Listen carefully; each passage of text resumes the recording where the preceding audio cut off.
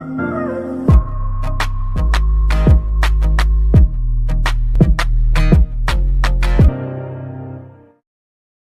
sei que vai parecer meio chatinha a conexão que eu vou fazer, mas vocês vão entender como ela é importante. Assistimos o avanço da Suprema Corte em cima do bolsonarismo começar em 2019. Mas você lembra o que foi que aconteceu logo no início de 2019? 19 de fevereiro. Documento da Receita Federal aponta suposta fraude de Gilmar Mendes. Ministro vê ilícito e pede providências a Toffoli. E vale lembrar que a Receita Federal é submetida ao Ministério da Fazenda, que por sua vez é submetida ao governo federal. Pois é, Bolsonaro era o presidente e Moro o ministro da Justiça. Só um detalhe. No dia 11 de abril daquele mesmo ano, mais um escândalo. A matéria capa da revista Cruzoé mencionava o amigo do meu pai. E a matéria dizia que a Odebrecht teria pago propina a Toffoli, que era o AGU do governo na época, em troca da liberação para operar uma hidrelétrica em Rondônia. Pois é, em 2019 a Suprema Corte estava no olho de um furacão. E foi no meio disso que o Toffoli abriu o famigerado inquérito das fake news, entregou sem sorteio ao ministro Alexandre, que censurou a publicação da revista em todo o país. O que chocou muita gente. Na sequência, a corte começou a rediscutir a prisão após segunda instância.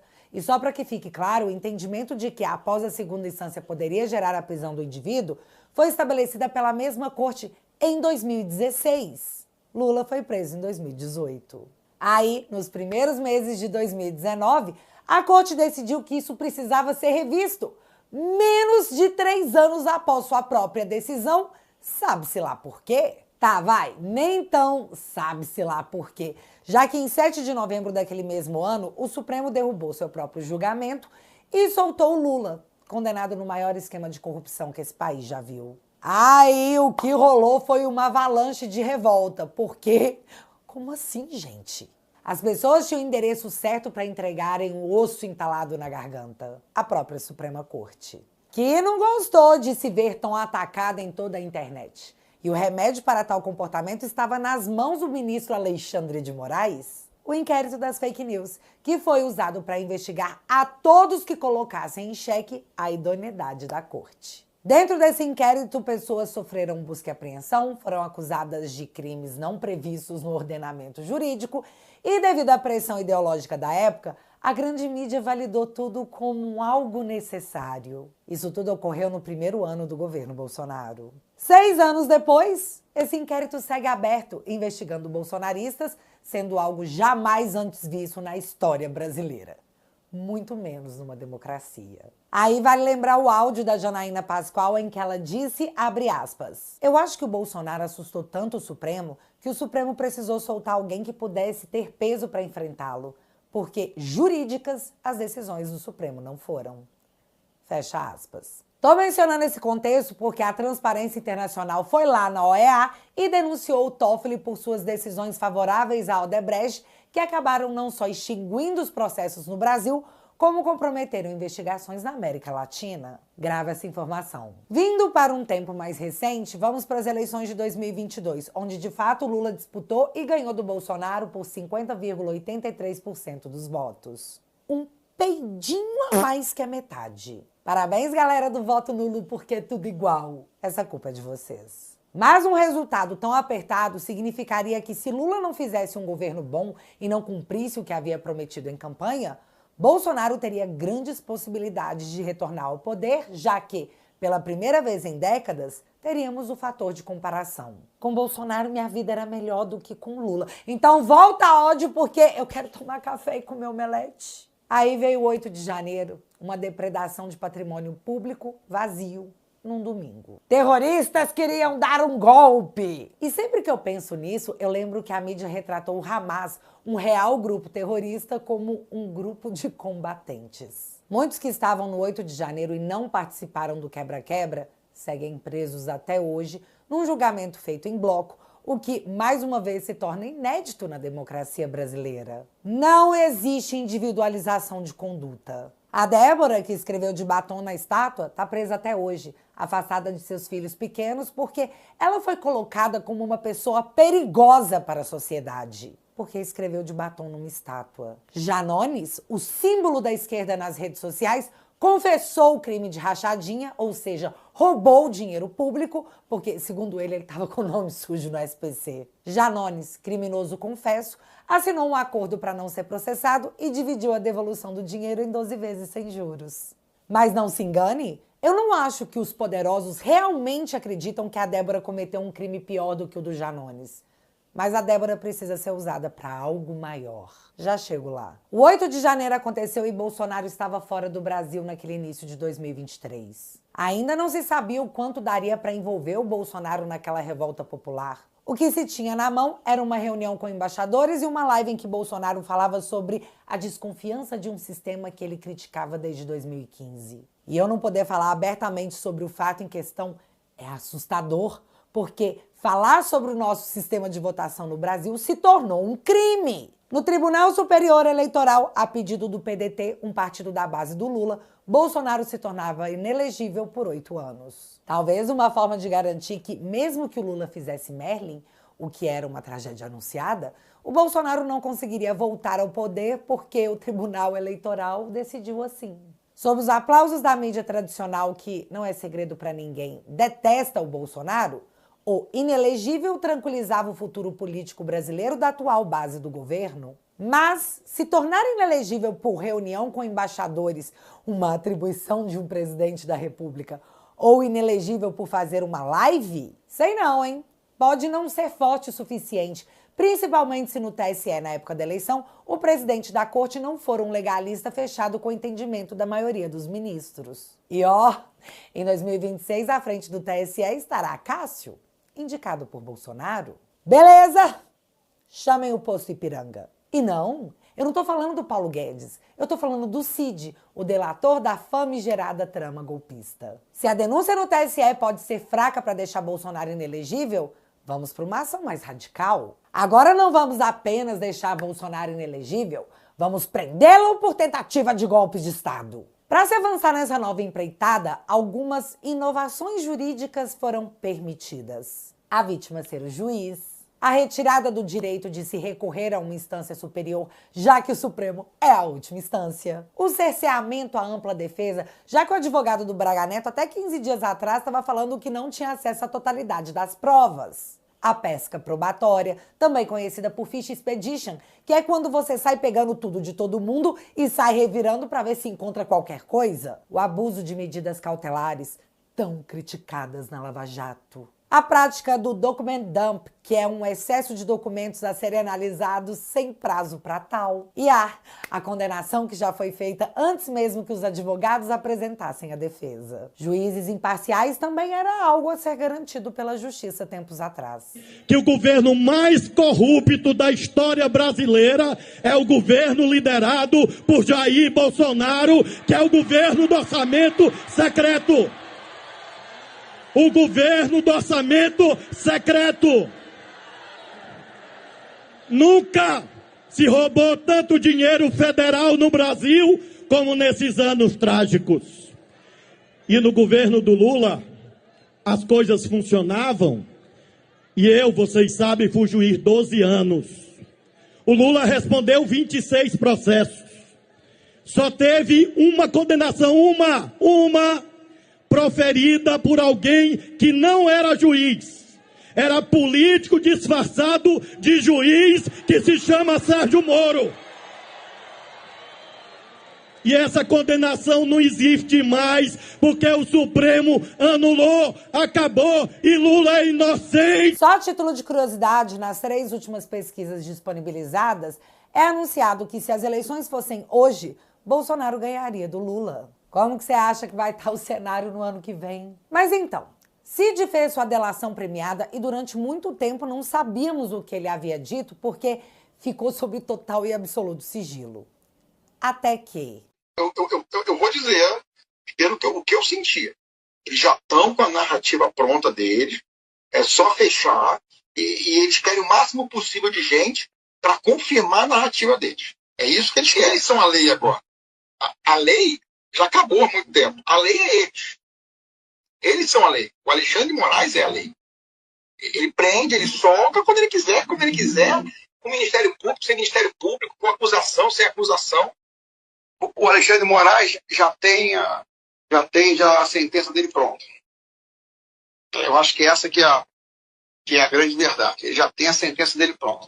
Se isso aqui tivesse ocorrido na Lava Jato, estaria tudo anulado. Porque como que você vai usar as informações dadas por um delator após ele dizer que era praticamente obrigado a confirmar uma narrativa que já estava pronta sob ameaça de ir para a cadeia por 30 anos? Mas a justiça desse país é muito benevolente. Alexandre pessoalmente foi até o Cid dar uma última chance para que ele parasse de se contradizer. Sob pena não só da decretação de prisão, como também da cessação da consequente rescisão da colaboração e eventual rescisão englobará, inclusive, a continuidade das investigações e responsabilização do pai do investigado, de sua esposa e de sua filha maior.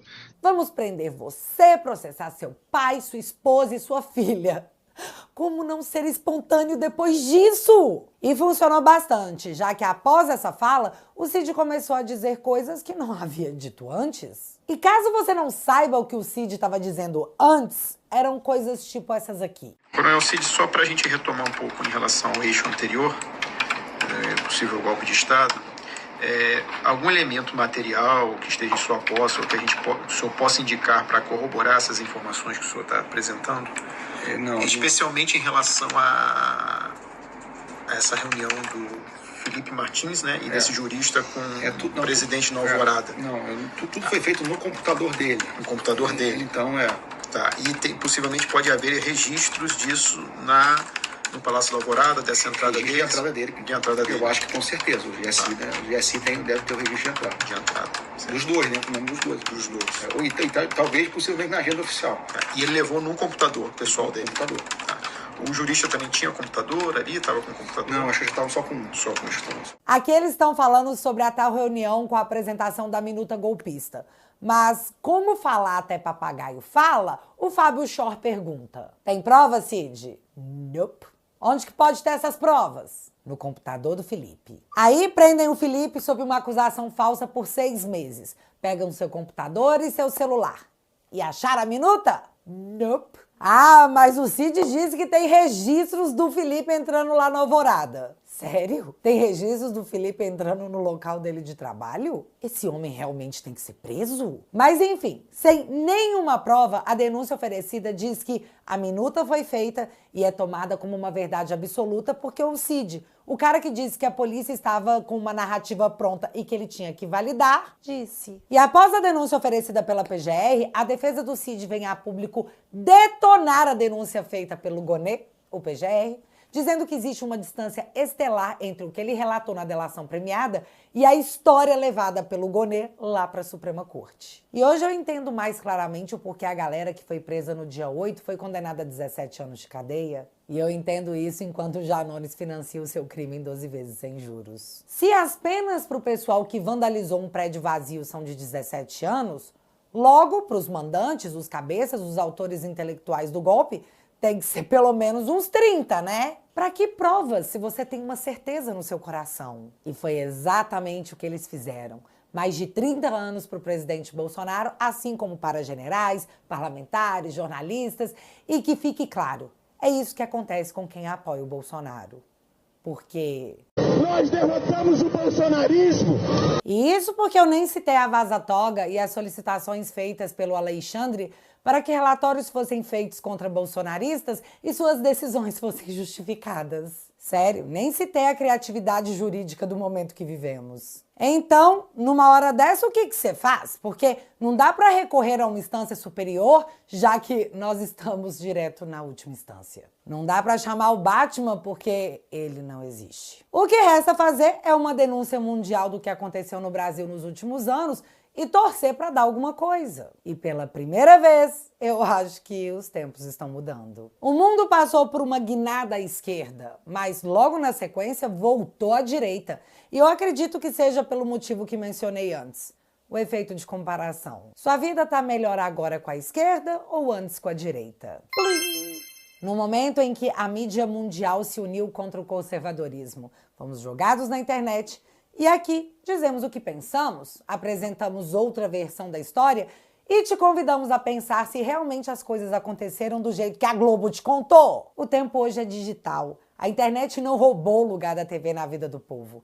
Ela determinou o fim das mídias tradicionais. Hoje, mais TVs estão ligadas no YouTube e na Netflix do que nos canais de TV tradicionais. Sendo assim, a internet se torna um vetor de propagação de ideias de direita, que chegam cada dia a mais pessoas, que mudam a opinião de comunidades, que fazem refletir se elas se sentem otárias por terem acreditado que comeriam picanha com farofinha. A internet pega a sua indignação e leva para dentro do gabinete do parlamentar. E para estancar essa sangria, a solução é apenas uma: precisamos regulamentar a internet. De 2020 a 2025, essa era uma tendência global. Até que Trump foi reeleito, as Big Techs entenderam que foram usadas por governos para a propagação de suas agendas e agora eles dizem: chega! O mundo recuou e agora o Brasil teme isolamento global após a União Europeia recuar na regulação das Big Techs.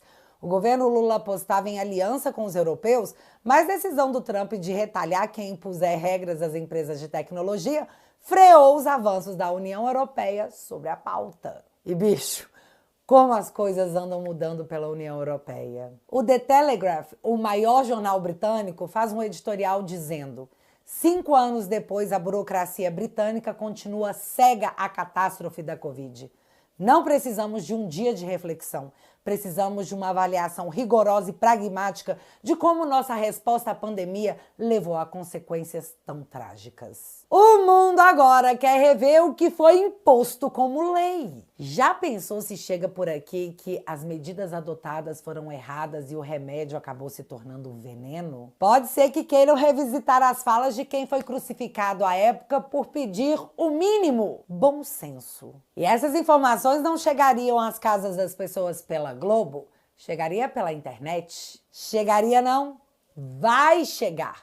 E pelo visto, mais cedo do que estávamos pensando. Mas tá, voltando ao caos que o Brasil se encontra e a saída ter sido encontrada num escândalo mundial. Ao relator dos direitos humanos da OEA, tudo foi passado. Ele ouviu desde os advogados do Felipe Martins e Daniel Silveira, assim como representantes dos presos do dia 8 de janeiro, que estão jogados na cadeia há 2 anos sem condenação. Até o papo direto com o próprio Bolsonaro. E vem cá, você lembra que eu pedi para vocês gravarem a informação de que a Transparência Internacional tinha denunciado o Toffoli para a mesma OEA? Pois é, vai somando. A Lei Magnitsky já foi aplicada, caso vocês não saibam, ao presidente do TSE da Nicarágua. Ela abarca crimes de corrupção, assim como crimes contra os direitos humanos. E se antes o foco das denúncias parecia estar apenas em cima do ministro Alexandre, agora a Transparência Internacional traz não apenas mais um participante na história, mas também uma nova ótica do que pode ter acontecido no Brasil nos últimos anos. E vai saber se para só no Alexandre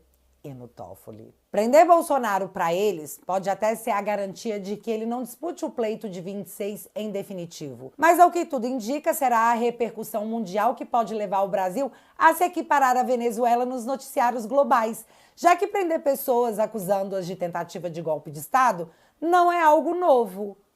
Né, Maduro? O preço que a democracia brasileira irá pagar para de fato se tornar uma democracia, ao que parece, será mais caro que o preço do café ou da picanha. Mas, ao que tudo indica, esse será o remédio amargo que a população brasileira vai tomar para ficar imune. E se você quer ajudar a espalhar essa história para o mundo, você pode. Compareça à manifestação do dia 16 de março, seja mais um que somou a foto mundial que jogou para o mundo o pedido de socorro. Porque, acredite, tá todo mundo de olho no Brasil. Essa pode ser a sua contribuição histórica para o registro de uma época que ficará lembrada pela Débora, presa por escrever de batom em uma estátua, e o Janones, que cometeu corrupção, parcelando seu crime em 12 vezes sem juros. O tratamento diferente se dá apenas por quem cada um apoia. E isso, nem de longe, parece com justiça. E